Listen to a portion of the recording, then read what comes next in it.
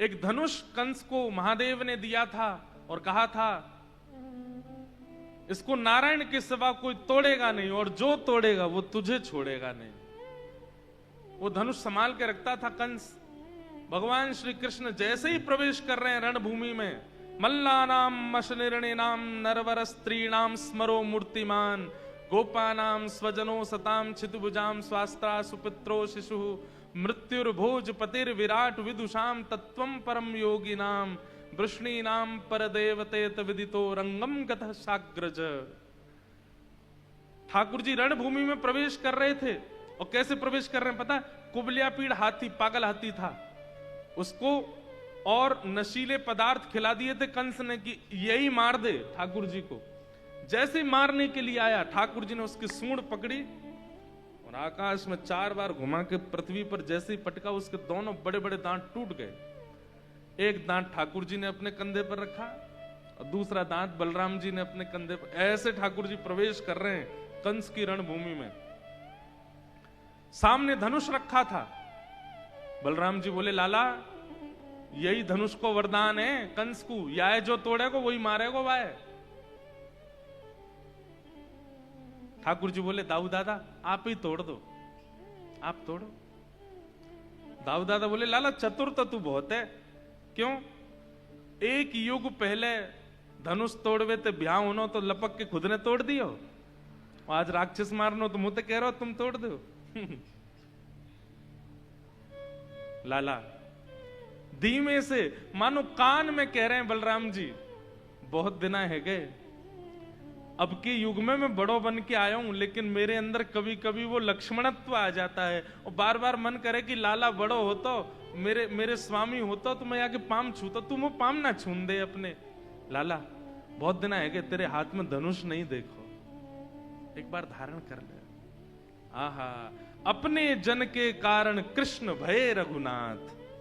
ठाकुर जी ने जैसे ही धनुष उठाया तुरंत बलराम जी हाथ जोड़ करके नीचे बैठ गए, लक्ष्मण बन गए ठाकुर जी। बलराम जी चरणों में निवेदन किया, नेत्रों में आंसू आ गए, साक्षात मानो जैसे राघव प्रकट हो गए हों। और वही अदा है, वैसे ही धनुष उठाया जैसे जनक जी की सभा में उठाया था, उसी अदा से प्रत्यंचा चढ़ा रहे हैं आकाश में, उसी अदा से ठाकुर जी प्रत्यंचा को घुमा करके जैसे ही खींचा बीच से धनुष भंजन हो गया। बलराम जी आनंदित हो गए, हृदय से लगा लिया ठाकुर जी को। बोले लाला आज मेरे प्राण धन श्री राघव जी के दर्शन हो गए। तो धनुष टूटते ही आकाश में बिजलियां कड़कने लगी, पृथ्वी पर भूचाल आने लगा। कंस घबरा गया, बोले क्या हुआ? बोले महाराज धनुष टूट गया। बड़े बड़े मल्लों को खड़ा कर दिया द्वार पर, बोले कृष्ण आ रहा है, इसको यहीं मार दो। ठाकुर जी ने प्रवेश किया और एक एक मुष्टिक प्रहार। कितने बड़े हैं ठाकुर जी? 11 वर्ष 56 दिन, इतने से हैं। और इतने बड़े ठाकुर जी बढ़िया काली कमड़ी ऐसे बांध करके गए हैं, ये मुष्टिक बनाते हैं। बड़े बड़े पहलवान आते हैं ठाकुर जी को मारने, एक मुष्टिक प्रहार में ठाकुर जी उनका वध कर देते हैं। वृंदावन से जाते ही कथा में एक फ्लिप आ जाता है। श्री कृष्ण ऐसे प्रभाव को प्रकट करने लगते हैं अपने, ये लगता ही नहीं है ये वही कृष्ण है जो रास करके आए, ये वही कृष्ण है जो उखल में बंध जाते हैं, ये वही कृष्ण है जो माखन चोरी करते हैं। क्यों? क्योंकि अब ठाकुर जी का प्रभाव जन्य रूप है, स्वभाव जन्य नहीं। ठाकुर जी ने अपना स्वभाव तो केवल ब्रजवासियों को दिया है।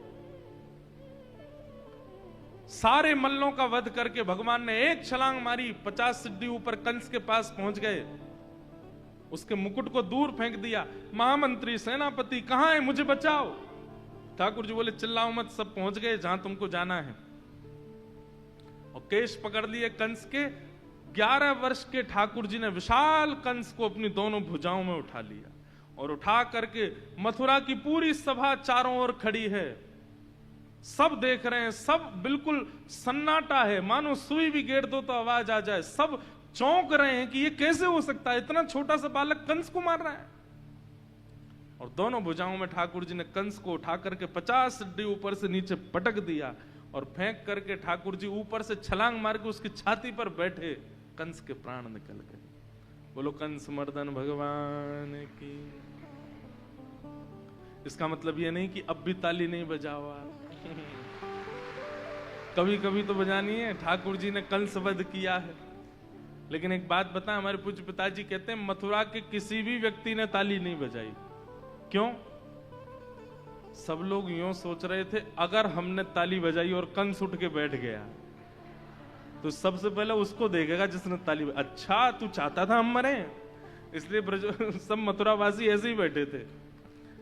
तब ठाकुर जी ने देखा, ना किसी ने जय जयकार करी, ना किसी ने उत्साह बना, कंस मर गया और ये सब लोग अभी भी आश्चर्य कर रहे हैं कि ये मर नहीं सकता। तब ठाकुर जी ने कंस का एक पैर अपने हाथ में पकड़ा और पूरी रणभूमि में उसके शव को घुमाया। जब सबको पता लग गया कि नहीं कंस मर गया, दौड़ करके सब गए, ठाकुर जी को अपने कंधे पर उठा लिया, नाचने लगे, गाने लगे, उछल उछल के कीर्तन करने लगे। आज पूरी मथुरा नगरी, पूरी 84 कोस ब्रजमंडल का सबसे कष्टदायी राक्षस, जिसने सबका भजन भंग कर रखा था, सबका जीवन नाश कर रखा था, आज उसका वध हो गया। ठाकुर जी ने तुरंत अपने नाना उग्रसेन को राज्य गद्दी पर बिठाया और उनका राज तिलक किया, कंस के पिताजी का। कंस ने अपने पिताजी को कारागृह में डाल रखा था, जेल में बंद कर रखा था। ठाकुर जी ने उनको मुक्त करके राजा बनाया और फिर ठाकुर जी गए अपनी मैया के पास। 11 वर्षों से प्रतीक्षा कर रही हैं ठाकुर जी की। ठाकुर जी को पहली बार देखा था तब इतने से थे और आज आए इतने बड़े ठाकुर जी बनकर के। जैसे ही देव की मैया के पास पहुंचे, आहा, वो रूप माधुरी देख करके, वो कांति देख करके, वो सिर की पाग देख करके, वो सुंदर छटा देख करके देव की मैया तो स्वयं को रोके नहीं पाई। ये मेरो लाला है? बोले हाँ मैया, तुम्हारो लाला है। हृदय से लगा लिया, सिर को सूंघने लगी, अपने हृदय से लगा लिया और बोले लाला अब तुम वो छोड़ के नहीं जाएगा ना? ठाकुर जी बोले हाँ मैया, अब नहीं जाऊंगा। देव की मैया को ठाकुर जी मिले। भगवान ने कहा अब हमें अध्ययन के लिए विद्यालय जाना है और श्री वसुदेव जी ने ठाकुर जी को सांदीपनी गुरुकुल उज्जैन भेजा पढ़ने के लिए। सांदीपनी उपाध्याय गुरुदेव का नाम है ठाकुर जी के। उनसे ठाकुर जी शिक्षा ग्रहण करने के लिए अवंतिका पधारे और वहां ठाकुर जी ने उनसे शिक्षा ग्रहण की। भगवान का मुंडन हुआ, गौ खुर के समान ठाकुर जी ने चोटी धारण की और वहीं ठाकुर जी को एक परम सखा मिले जिनका नाम है सुदामा।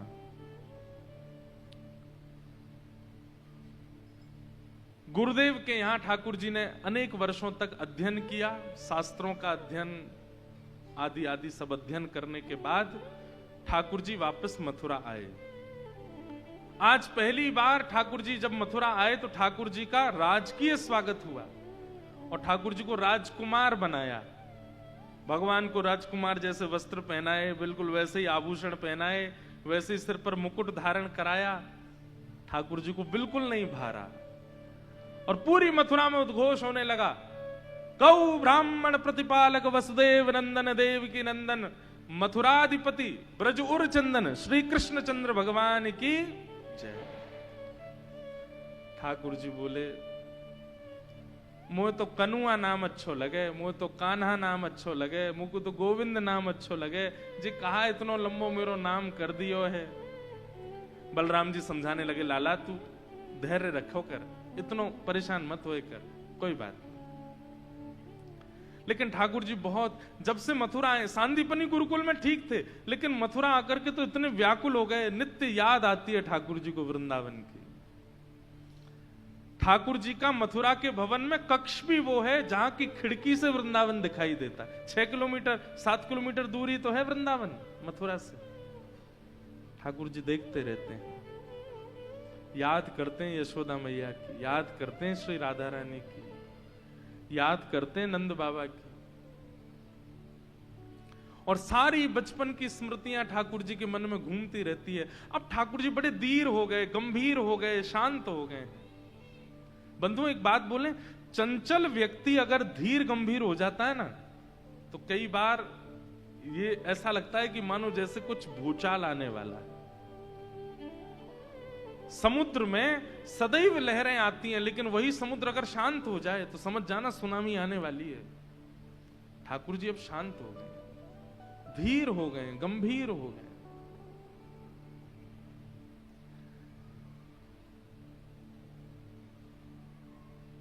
देवकी मैया ठाकुर जी को भोजन कराने के लिए गई। भगवान थाली देख करके रोने लगे, क्योंकि थाली में मक्खन रखा था। यशोदा मैया की याद आ गई ठाकुर जी को। मैया मैया मैया कह करके रोने लगे। देवकी मैया बोली, अरे लाला तू रो काहे क्यों, मैं हूं ना यहां पे। तो ठाकुर जी के मुख से मानो गलती से निकल गया, ना यशोदा मैया चाहिए। देवकी मैया को बहुत पीड़ा हुई, जन्म मैंने दियो मेरो लाला, लेकिन यशोदा से इतना प्रेम करे।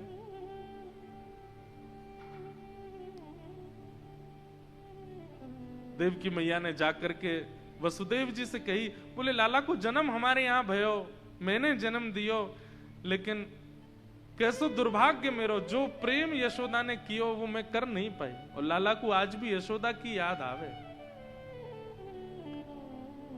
वसुदेव जी महाराज सोचने लगे, नहीं कृष्ण को समझाना पड़ेगा।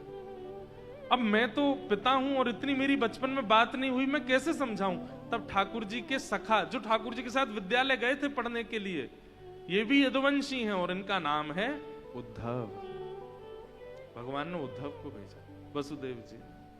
बहुत करुण प्रसंग है। मुझे एक दो बालक बोले, महाराज जी यहां सुना देना। मैंने कि भाई ये उद्धव संवाद तो हम विस्तार से नहीं सुना पाए। आपको पता है, आप लोगों का भी संबंध है उद्धव जी से, क्योंकि श्री उद्धव जी महाराज दो ही जगह टिके, या तो व्रज वृंदावन या बद्रीनाथ। ये दो ही स्थान हैं उद्धव जी के।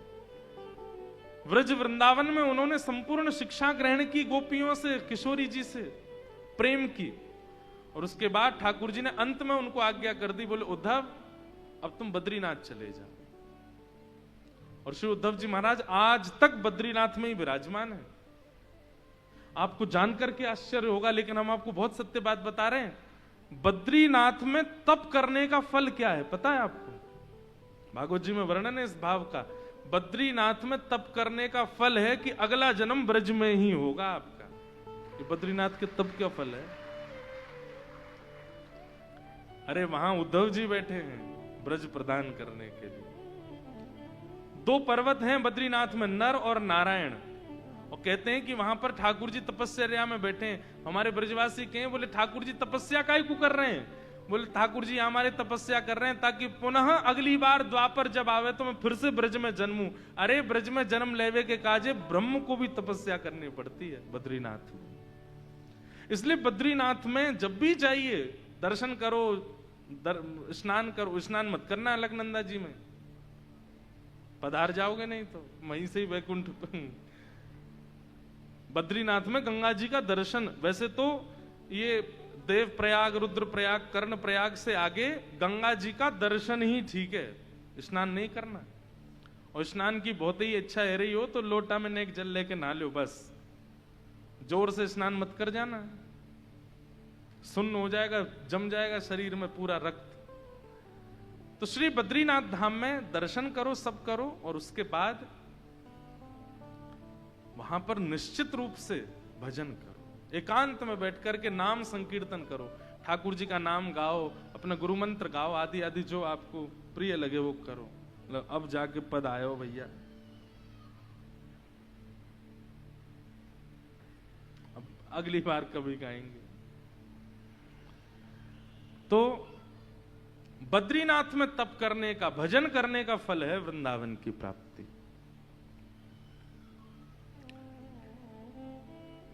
ये जितनी ब्रज लीला आप सुन रहे हो ये भी तो बद्रीनाथ में ही लिखी गई हैं वेदव्यास जी के द्वारा। तो ब्रज से अवगत कराने वाला, परिचय कराने वाला स्थान यदि कोई है तो वो बद्रीनाथ। तो श्री उद्धव जी महाराज ठाकुर जी के पास गए। भगवान ने उद्धव जी से कहा कि उद्धव तुम ब्रज जाओ और ब्रजवासियों से बस बोल आओ कि वो मुझे ज्यादा याद ना किया करें। उद्धव जी महाराज बोले अभी जाता हूं, अपनी ज्ञानमयी वाणी में ऐसा उपदेश देकर के आऊंगा, शाम तक ब्रजवासी आपको भूल जाएंगे। भगवान बोले सरल भाषा में बोलना, ब्रजवासी बहुत सीधे हैं। लो मेरा मोरपिच्छ पहन के जाओ, मेरी काली कमली पहन के जाओ। और उद्धव जी महाराज को ठाकुर जी ने वृंदावन भेजा। शाम तक के लिए कह के गए थे कि मैं शाम तक आ जाऊंगा। 6 महीना बाद लौटे उद्धव जी, और 6 महीना में स्थिति ये हो गई, बड़ी बड़ी दाढ़ी हो गई, बड़े बड़े केश जटा बन गए। उद्धव जी महाराज ऐसे प्रेमी हो गए, नेत्रों से केवल आंसू ही आंसू गिरते हैं। ठाकुर जी ने जब उद्धव जी को 6 महीने बाद देखा मथुरा में, भगवान बोले उद्धव तू उद्धव ही है? बोले हाँ मैं उद्धव हूं। ये तेरी कैसी स्थिति हो गई? उद्धव जी चरणों में गिर गए, ठाकुर जी से बोले नाथ मैं जानता हूं आप परमात्मा हो, आप परब्रह्म हो, आप जगदीश्वर हो, आप जगदीश हो, पर मैं आपसे प्रार्थना करना चाहता हूं। बोले क्या? आप वृंदावन मत छोड़िए। आपके लायक प्रेम, आपके लायक अधिकारी, आपके लायक व्यवस्था वृंदावन में है, आप वहीं चलो, आप उसको छोड़ के कहीं मत जाओ। भगवान बोले तू तो कह रहा था कि मैं ब्रजवासियों को समझा के आया हूं, समझा के आऊंगा, और उल्टा आके मुझे ही कहना है कि वृंदावन चलो। उद्धव जी बोले मैंने आज तक ज्ञान सुना था, मैंने आज तक पद्धतियां सुनी थी, शास्त्रों को सुना था, लेकिन प्रेम में पहली बार सुन करके आया, देख करके आया। इन ब्रजवासियों का प्रेम निस्वच्छंद प्रेम है आपसे। आपसे प्रार्थना है आप वृंदावन चलो। ठाकुर जी बोले उद्धव नेत्र बंद करो। नेत्र बंद किए? बोले अब खोल के देखो। खोल करके देखा तो ठाकुर जी के रोम रोम में ही वृंदावन का दर्शन होने लगा। हृदय में ही श्री किशोरी जी विराजमान हैं, यहीं पर ही कहीं केसी घाट है, कहीं जुगल घाट है, यहीं यमुना जी हैं, यहीं कदम्ब वृक्ष है, यहीं सब गोपी ग्वाल घूम रहे हैं। पेट में देखा तो गैया चर रही हैं। सर्वांगीण ब्रजमंडल ठाकुर जी के श्री अंग में दिखने लगा। उद्धव ब्रज मुझसे अलग नहीं है। ये लीला करने के लिए मैं द्वारिकाधीश और मथुराधीश बना हूं, बाकी तो वो व्रज मैं ही हूं और मैं ही व्रज हूं। तुम जब वृंदावन जाते हो तो तुम यही सोचो कि मेरे ही तुम स्थूल रूप पर घूम रहे हो, और जब तुम मेरा प्रत्यक्ष दर्शन करते हो तुम यही सोचो कि यही संपूर्ण व्रज मंडल है, मैं अलग नहीं। उद्धव जी बोले मुझे क्यों भेजा आपने फिर वृंदावन? ठाकुर जी बोले कि तू ज्ञानी बहुत था, प्रेमी नहीं था, इसलिए तुझे प्रेमी बनाने भेजा मैंने, तू प्रेमी बन के आ। उद्धव जी महाराज के साथ ऐसी लीला हुई। भगवान ने 17 बार जरासंध को हरा दिया, 18वीं बार ठाकुर जी रण छोड़ करके भाग गए। क्यों भागे? क्योंकि जरासंध ब्राह्मणों को अनुष्ठान पर बैठा के आया था।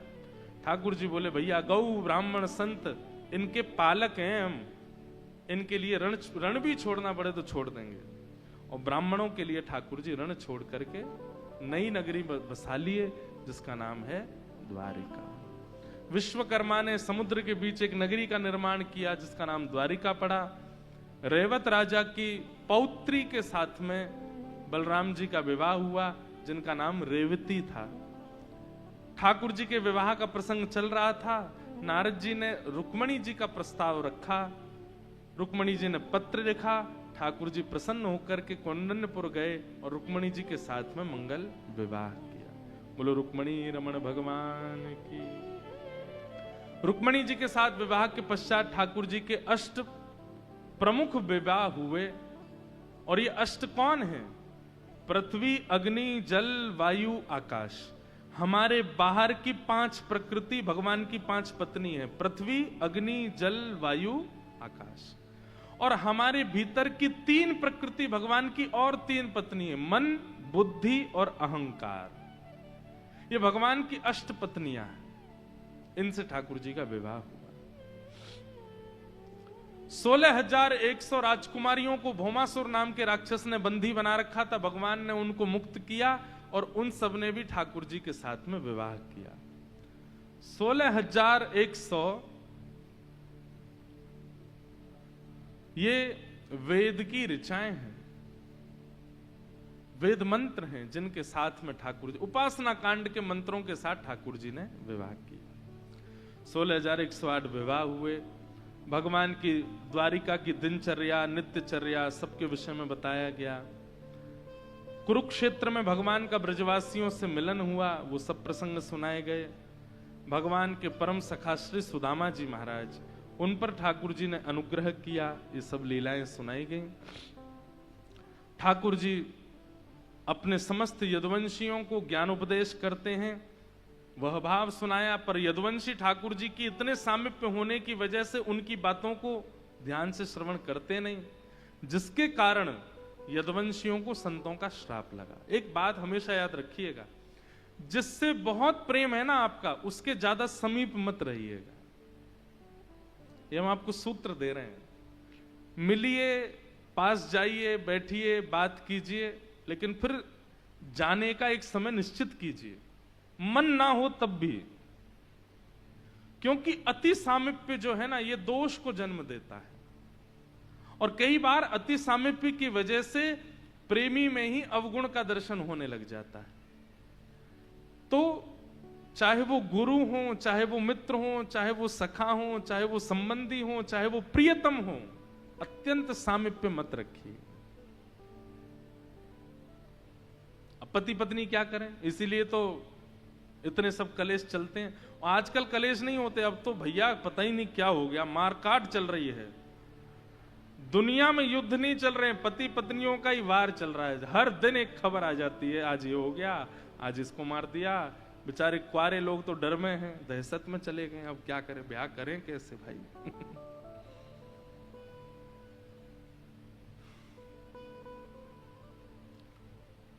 किसी जमाने में तपस्वी बनना कठिन था, आज गृहस्थी बनना कठिन है। तपस्वी बनना आसान है। आजकल के बालक कह रहे हैं महाराज जी हमको तो विरक्त भेष ले लेंगे, लेकिन कम जीवित तो रहेंगे। नहीं, चलो। अति सामीप्य और अति दूरात, इन दोनों में दोष होता है। ना तो बहुत दूरी बनाइए, ना बहुत सामीप्य जाइए। जिससे आपका स्नेह है उसके मध्यस्थ रहो। पता क्या होगा फिर, दोष दिखेगा भी ना तो आप नजरअंदाज करोगे। कोई बात नहीं, अभी तो मिले इतने दिन बाद, ठीक है, दोष है तो कोई बात। दोष सब में है, संसार में निर्दोष कोई भी नहीं है, ये बात लिख लीजिएगा। इसलिए अति सामीप्य और अति दूरात, इन दो स्थिति का थोड़ा ध्यान रखिए। अत्यंत प्रेमियों से, यदुवंशी भगवान के संग खाते हैं, पीते हैं, सोते हैं, हंसते हैं, बैठते हैं, खेलते हैं, इसलिए भगवान की बातों को ज्यादा सीरियसली लेते ही नहीं है। ठाकुर जी बोलते हैं देखो भैया मैं परमात्मा हूं, मैं भगवान हूं, लेकिन फिर भी तुम साधुओं को प्रणाम किया करो, विद्वानों को वंदन किया करो, संतों के प्रवचन सुना करो, कथाकारों की कथा सुना करो, और जब जब तुम्हारे सामने कोई उर्दपुंड धारण करके वैष्णव आवे उसको नतमस्तक होकर प्रणाम किया करो। क्योंकि मैंने देखा है तुम लोग संतों को प्रणाम नहीं करते हो, तुम लोग कथा नहीं सुनते हो, तुम लोग कभी कथावाचकों की कथाओं में जाकर के ध्यान पूर्वक सुन, और कहीं तुमको कथाओं में बुलाया भी जाता है तो तुम बड़ी अदब से जाते हो, अपना सम्मान कराते हो कथा में जाकर के। ये सब उचित नहीं है। तुम मेरे परिवार के हो, लेकिन फिर भी मैं तुमसे कहना चाहूंगा कि महापुरुषों का, संतों का, वैष्णवों का सम्मान किया करो, अपराध मत करना। यदुवंशी बोले ये तो ऐसे बोलते रहते हैं, हम भगवान के नाती हैं, हम भगवान के भैया हैं, हम भगवान के सखा हैं, हम भगवान के वंशज हैं, हमको क्या जरूरत है? ठाकुर जी बोले यही कारण बनेगा यदुवंश के नाश का। और वही हुआ। एक दिन समस्त भगवान के बालकों ने भगवान के पुत्र शाम्ब को साड़ी पहना दी। बोले पिताजी बड़ी महिमा गाते हैं संतों की, चल के देखें तो सही संत जानते कितना है। और साड़ी पहना करके शाम्ब को ले गए, संतों से जाकर के बोले द्वारिका की नई बहू आई है, पेट से है, ये बताइए इसके गर्भ में लाला है कि लाली? संत जन बैठे थे, नेत्र बंद करके एक संत ने जैसे ही ध्यान लगाया, पता चला कि ये कोई स्त्री नहीं है, ये तो भगवान के पुत्र को साड़ी पहना के हमारी परीक्षा करने आए हैं। नेत्र खोल करके बोले तुमको अभिमान है ना कि तुम भगवान के वंश के हो, तुमको अभिमान है कि ठाकुर जी तुम्हारे पिता लगते हैं, तुम्हारे चाचा लगते हैं, तुम्हारे संबंधी हैं, श्राप देते हैं, जिस भगवान के पुत्र शाम्ब को तुम साड़ी पहना करके लाए हो, इसके गर्भ से एक लोह पिंड निकलेगा और उसी से तुम्हारा पूरा यदुवंश नाश होगा। तुरंत साड़ी खोली तो देखा पेट पर एक लोह पिंड रखा था। तब भी इन्होंने उनकी बात, उनसे क्षमा नहीं मांगी। उस लोह पिंड को लेकर के गए और उसको घिस घिस करके समुद्र में फेंक दिया। बोले ये सब ऐसे ही बोलते रहते हैं, कुछ नहीं होगा। उस लोहे के कण द्वारिका के चारों तरफ फैल गए समुद्र की लहरों के कारण, और एर का नाम की विषैली घास बन गए। एक छोटी सी बात पर एक दिन यदुवंशियों में थोड़ी सी द्वंद्व हो गई, और वो थोड़ा सा द्वंद्व ही युद्ध में परिवर्तित हो गया। लड़ते लड़ते लड़ते समुद्र के किनारे गए और उस घास को उठा उठा करके एक दूसरे पर फेंकते हुए सारा यदुवंश नाश हो गया। ठाकुर जी देखते रहे। बलराम जी से बोले, मैंने समझाया था कि संतों का अपमान मत करना, महापुरुषों का सम्मान किया करो, कथाएं सुना करो। तुम भगवान के बालक हो तब भी संतों को वंदन करो। लेकिन नहीं माने ये लोग। ठाकुर जी चाहते थे कि ये जो भार बन जाएगा मेरा परिवार, मेरे जाने के बाद सदैव ये लोग इसी अभिमान में रहेंगे कि हम भगवान के संतान हैं। और केवल ये लोग नहीं रहेंगे, इनकी आने वाली पीढ़ी भी रहेगी इसी अभिमान में कि हम तो भगवान के वंश में जन्मे हैं। इसलिए ठाकुर जी ने ये अभिमान जन्म ना ले, इसलिए संपूर्ण यदुवंश का नाश कराया। बलराम जी ने कहा, लाला अब मोई भी आज्ञा दो, मैं भी जाऊं, लीला पूरी करूं। और बलराम जी शेषनाग का रूप धारण करके क्षीर सागर में प्रवेश कर गए। बोलो बलराम जी महाराज की। भगवान ने उद्धव को ज्ञान उपदेश किया, मैत्री मुनि को ज्ञान उपदेश किया, अपने संपूर्ण जीवन का भागवत धर्म ठाकुर जी ने उद्धव को सुनाया। देखो ब्रज से प्रेम करने वाला उद्धव ठाकुर जी को कितना प्रिय है कि ठाकुर जी अपने लीला संवरण के समय किसी को नहीं बुलाए, उद्धव को बुलाए अपने पास, तू बैठ और सुन। और भगवान ने भागवत धर्म सुनाया। अब यही भागवत धर्म हम सुनाएंगे 10 अक्टूबर से लेके 16 अक्टूबर तक बद्रीनाथ में, जो भगवान ने उद्धव को ज्ञान उपदेश किया। बहुत अद्भुत है। वैसे तुम्हारा राम कथा है, पर उसके मध्य में ये सब भाव रहेंगे। इस प्रकार ठाकुर जी ने ज्ञान उपदेश किया। उद्धव ने कहा, नाथ आप लीला पूरी करके चले जाएंगे, हम किसके सहारे जिएंगे? हम भक्तों का सहारा क्या होगा? ठाकुर जी बोले, मेरी ओर ध्यान पूर्वक देखो। और जय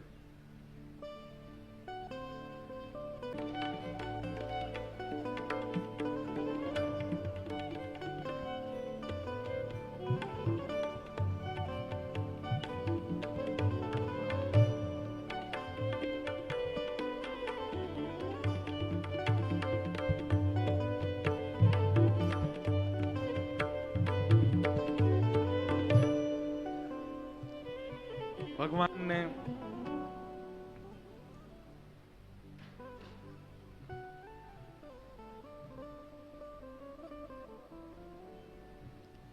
उद्धव जी को ज्ञान उपदेश किया।